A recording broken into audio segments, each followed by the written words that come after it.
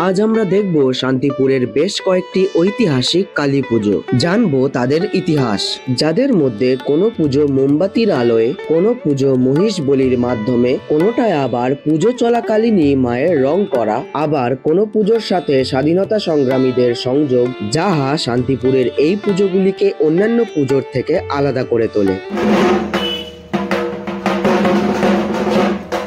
তাহলে বেশি দেরি না করে ভিডিওটি শুরু করা যাক। প্রথমে আমরা দেখব সর্বভৌম আগম বাগীশের মা আগমেশ্বরী, যেটি শান্তিপুরের ঐতিহ্যবাহী পুজোগুলির মধ্যে অন্যতম। আনুমানিক 400 বছর আগে কৃষ্ণানন্দ আগম বাগীশ নামক একজন কালী সাধক সাধনাকালীনই মায়ের দেখা পান। মা আগম বাগীশকে বলেন যে ঘুম থেকে উঠে সর্বপ্রথম যেই নারী মূর্তিকে তিনি সম্মুখে দেখতে পাবেন সেটি হবে মায়ের আসল আকৃতি বা স্বরূপ, এবং সেই রূপেই যেন মায়ের পুজো হয়। আদেশ মাফিক পরদিন ভোর রাতে গঙ্গা স্নান সেরে বাড়ি ফেরার পথে দেখেন যে কৃষ্ণবর্ণা এক গোয়ালিনী ঘুঁটে দিচ্ছেন, পরনে কাপড় হাঁটুর উপরে, কুঞ্চিত কেশরাশি যা হাঁটু পর্যন্ত ছুঁই ছুঁই। এমন অবস্থায় পরপুরুষ কৃষ্ণানন্দকে দেখে লজ্জায় জিভ কেটে ফেললেন। সেই অবস্থায় তিনি লক্ষ্য করেন যে গোয়ালিনীর ডান পা সামনে প্রসারিত। আগম বাগীশ তখন বুঝতে দেরি করেননি গোয়ালিনীর এই স্বরূপ মাতৃস্বরূপা। দক্ষিণাকালীর এই রূপকে তিনি সর্বপ্রথম নবদ্বীপে প্রতিষ্ঠা করেন। শোনা যায় তিনি একই দিনে মায়ের প্রতিমা তৈরি করে পুজো করার পর ওই দিন ভোর রাতে ভাসান দিতেন। এলাকাবাসীরা তার এই কাণ্ডকে আগম বাগীশ কাণ্ড বলে নাম দিয়েছিলেন। সেই থেকে এই দক্ষিণাকালীর নামকরণ হয় মা আগমেশ্বরী। পরবর্তীকালে তারই প্রপৌত্র সর্বভৌম আগম বাগীশ শান্তিপুরেও মা আগমেশ্বরী পুজোর প্রচলন করেন, যেটি বর্তমানে আগমেশ্বরী তলা নামেও পরিচিত, যেই পুজোর বয়স প্রায় 300 বছর।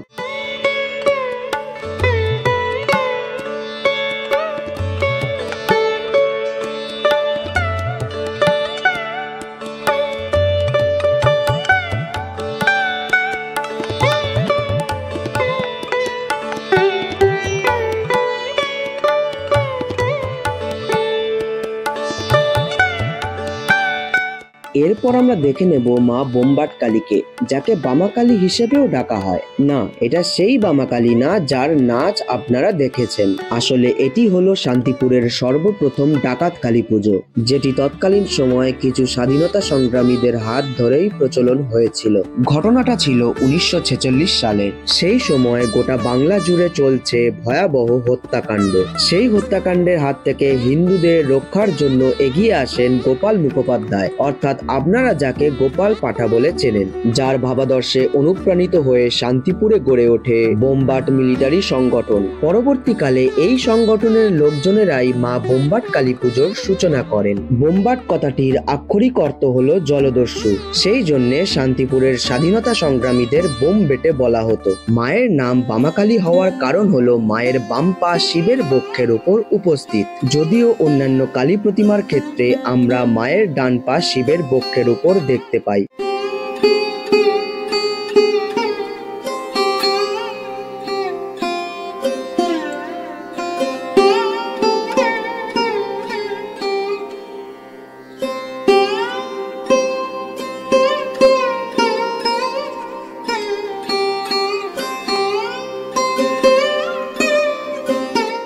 এরপর আমরা দেখে নেব আপনাদের পরিচিত শান্তিপুরের বিখ্যাত বামাকালীকে, যিনি বামা ঠাকুরানী হিসেবেও পরিচিত।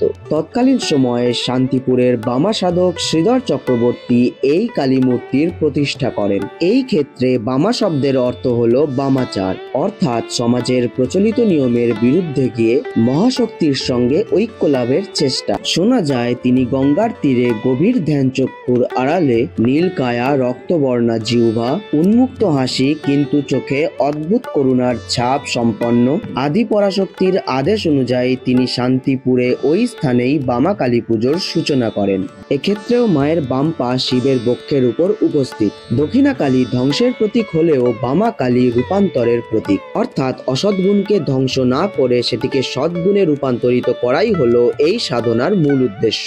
তবে একটি আকর্ষণীয় বিষয় হলো বামাকালীর পুজোয় শুধুমাত্র মোমবাতির আলোই ব্যবহৃত হয়, কোনো ইলেকট্রিসিটির আলো জ্বালানো হয় না, যাহা এই পুজোয় অন্যরকম পরিবেশের সৃষ্টি করে। এছাড়াও থাকে নিরঞ্জন যাত্রায় বামাকালীর নাচ, যাহা দেখার জন্য বহু মানুষের ঢল নামে।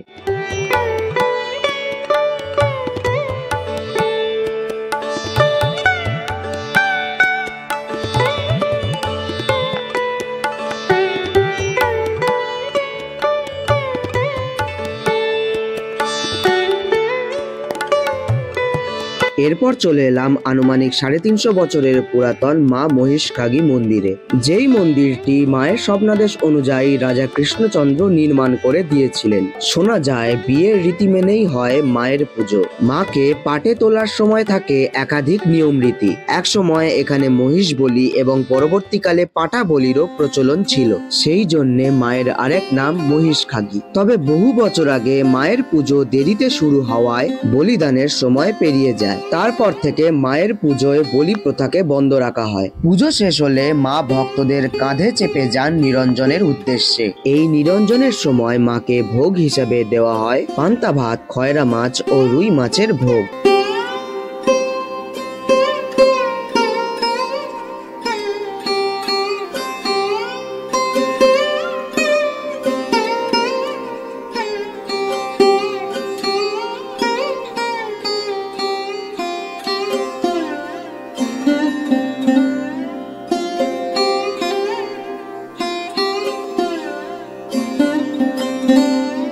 এরপর আমরা চলে এলাম বৈষ্ণব পাড়ার মা বৈষ্ণবী মায়ের মন্দিরের সামনে। মা শাক্ত রূপে অবস্থান করলেও মায়ের এই মন্দিরটি বৈষ্ণব মতে তৈরি, যাহা শাক্ত ও বৈষ্ণব মতের মিলনস্থলকে চিহ্নিত করে।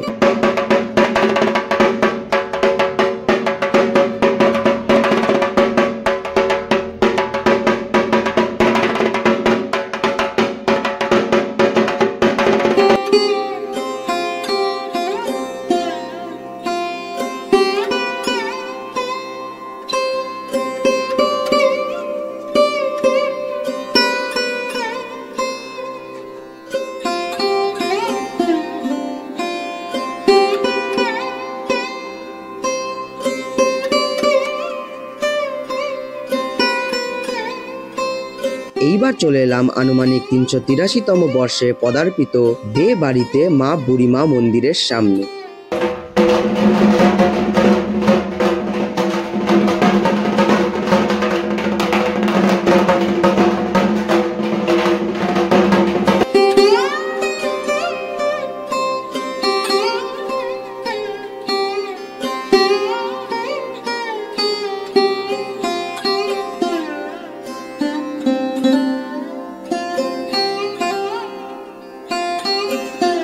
সবশেষে বলা চলে শান্তিপুর শাক্ত ও বৈষ্ণবের মিলন ক্ষেত্র।